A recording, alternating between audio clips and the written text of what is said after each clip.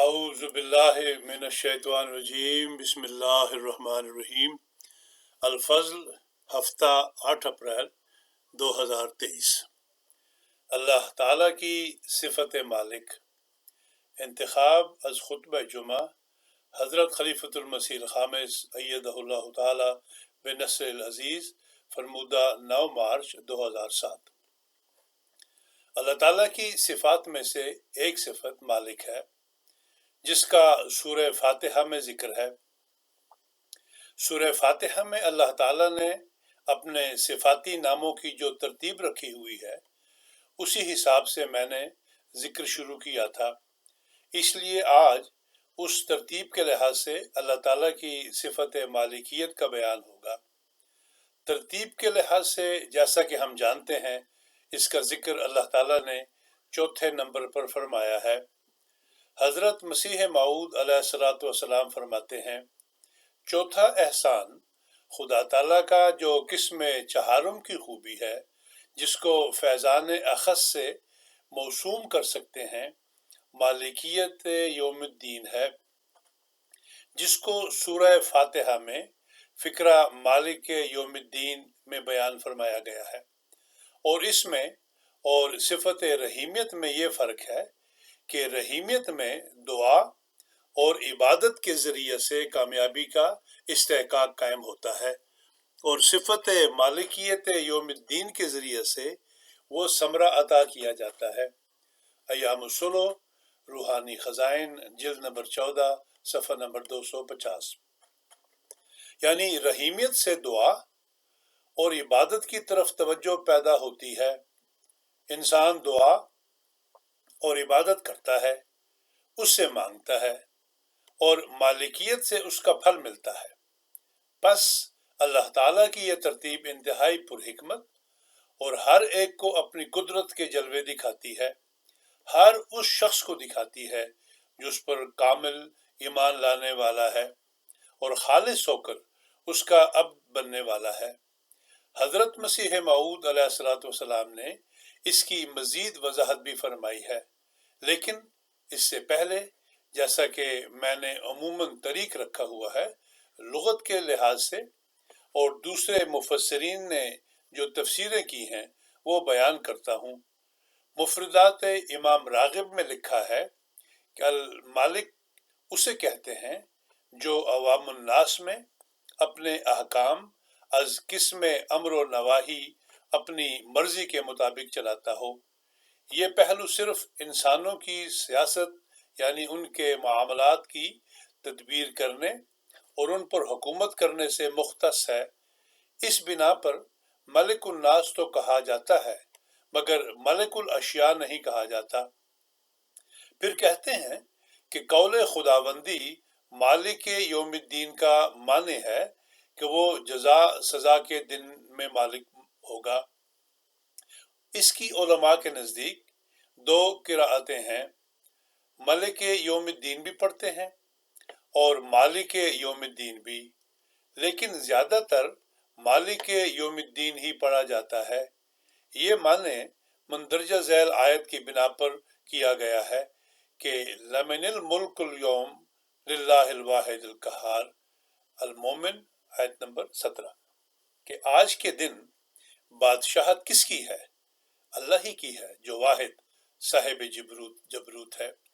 پس لسان العرب میں لکھا ہے الملک، اللہ بادشاہ ہے، ملک الملوک بادشاہوں کا بادشاہ، پھر لہ الملک بادشاہت اسی کی ہے، اور ہوا مالک یوم الدین وہ جزا سزا کے دن کا مالک ہے، وہ ہوا ملیک الخلق، اس کے معنی لکھے ہیں ربہم و مالکہم، وہ مخلوق کا رب اور مالک ہے۔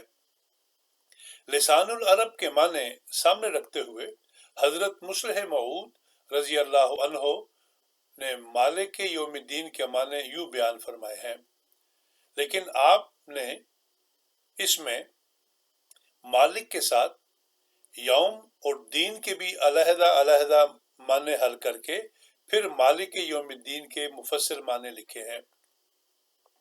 آپ لکھتے ہیں کہ اس کے معنی یہ بنیں گے کہ جزا سزا کے وقت کا مالک، شریعت کے وقت کا مالک اور فیصلہ کرنے کے وقت کا مالک، مذہب کے وقت کا مالک۔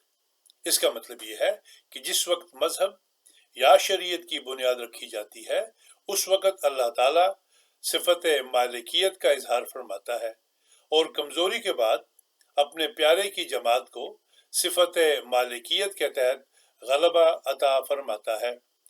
پھر نیکی کے زمانے کا مالک اور گناہ کے زمانے کا مالک، یعنی جب بدی اور گناہ بہت پھیل جاتا ہے تو زمانے کا مالک مصلح اور نبی مبعوث فرما کر دنیا کی اصلاح اور مالکیت کی صفت کے تحت کرتا ہے۔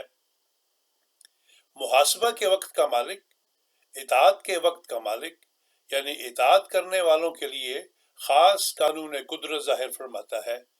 معجزات بھی رونما ہوتے ہیں۔ خاص اور اہم حالتوں کا مالک، یعنی اس کے حکم کے مطابق اعمال بجا لانے والوں کو اجر ان کو دیتا ہے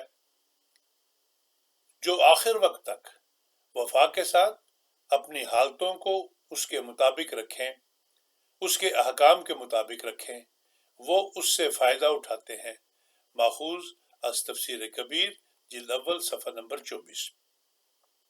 اب بعض مفسرین جو پہلے گزرے ہیں ان کے حوالے پیش کرتا ہوں، لیکن اس سے پہلے حضرت مسیح موعود علیہ السلام نے مالک کی جو تفسیر فرمائی ہے اور اس کو بھی آپ نے لسان العرب اور تاج العروض کے حوالے سے بیان فرمایا ہے کہ مالک لغت عرب میں اس کو کہتے ہیں جس کا اپنے مملوک پر قبضہ تامہ ہو، مکمل قبضہ ہو، اور جس طرح چاہے اپنے تصرف میں لا سکتا ہو اور بلا اشتراک غیر، یعنی بغیر کسی دوسرے کے اشتراک کے اس پر حق رکھتا ہو۔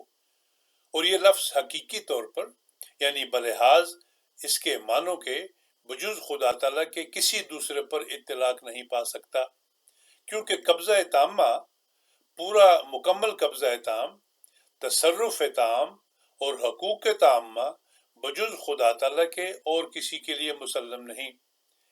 منن الرحمن روحانی خزائن جلد نمبر 9 صفحہ نمبر 152 و 153۔ حاشیہ: اسی کو ہر چیز کا مکمل طور پر تصرف ہے۔ مالک ہونے کی حیثیت سے، رب ہونے کی حیثیت سے اس کا حق ہے۔ علامہ فخر الدین رازی کہتے ہیں کہ مالک یوم الدین کا مطلب ہے دوبارہ اٹھائے جانے اور جزا سزا دیے جانے کے دن کا مالک۔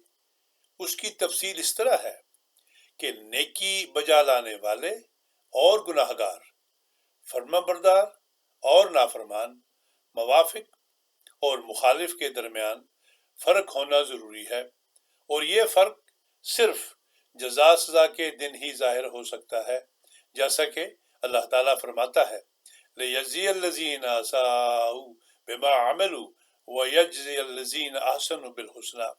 النجم آیت نمبر 32۔ تاکہ وہ ان لوگوں کو جو برائیوں کے مرتکب ہوئے ہیں ان کے عمل کی جزا دے، اور وہ ان کو بہترین جزا دیتا ہے جو بہترین عمل کرتے ہیں۔ پھر قرآن کریم میں اللہ تعالیٰ فرماتا ہے ام نجعل الذین آمنوا وعملوا الصالحات کالمفسدین فی الارض ام نجعل المتقین کالفجار۔ سورۃ صاد آیت نمبر 29۔ کیا ہم ان لوگوں کو جو ایمان لائے اور نیک اعمال بجا لائے ویسا ہی قرار دے دیں گے جیسا کہ زمین میں فساد کرنے والوں کو، یا کیا ہم تقوی اختیار کرنے والوں کو بد کرداروں جیسا سمجھ لیں گے؟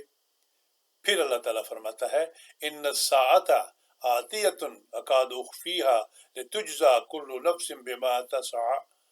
سورۃ طٰہٰ آیت نمبر 16۔ ساعت ضرور آنے والی ہے، بعید نہیں کہ میں اسے چھپائے رکھوں تاکہ ہر نفس کو اس کی جزا دی جائے جو وہ کوشش کرتا ہے۔ پھر امام راضی کہتے ہیں کہ نیز واضح ہو کہ جس نے ایک ظالم کو مظلوم پر زور بخشا ہے، اگر وہ ظالم سے انتقام نہ لے تو یہ یا تو اس کے عاجز ہونے کی بنا پر ہوتا ہے کہ کوئی انتقام نہیں لیتا، کمزوری ہے تو اس لیے انتقام نہیں لیتا، یا لا علم ہے اور جاہل ہونے کی وجہ سے، یا پھر اس بنا پر کہ وہ خود بھی ظالم کے ظلم سے راضی ہے۔ تو کہتے ہیں کہ یہ تینوں باتیں اللہ تعالیٰ کے متعلق قرار دینا محال ہے، سو لازمی ہوا کہ وہ مظلوموں کی خاطر ظالموں سے انتقام لے، لیکن جب اس دنیاوی گھر یعنی دنیا میں ظالم سے انتقام لیا جانا بے کمال ہی نہیں ہوتا، اس لیے لازمی ٹھہرا کہ اس دنیاوی گھر کے بعد ایک اخروی گھر ہو۔ یہی مضمون ہے جو مالک یوم الدین اور فَمَن يَعْمَلْ مِثْقَالَ ذَرَّةٍ خَيْرًا يَرَهُ وَمَن يَعْمَلْ مِثْقَالَ ذَرَّةٍ شَرًّا يَرَهُ، سورہ الزلزال آیت نمبر 8 اور 9 میں بیان ہوا ہے۔ التفسیر الکبیر الامام الرازی، زیر آیت مالک یوم الدین۔